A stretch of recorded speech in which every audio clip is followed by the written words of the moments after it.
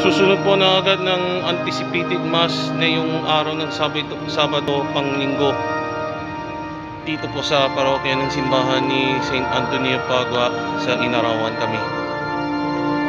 At magsa-start mo na agad ng ating banal misa for the daily Holy Mass ng ikalima ng hapon sa Sabado. Kahit daily mass sa tanghali at hapon at gabi sa umaga na lang.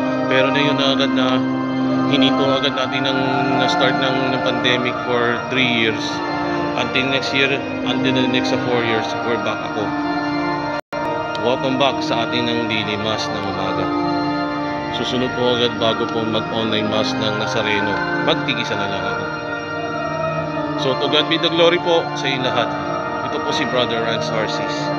Ang full name si Brother Randel Alcoran Arcilia. I am the faith for the man from Manila. Ay nasa Antipolo. Salamat po sa iyong panonood.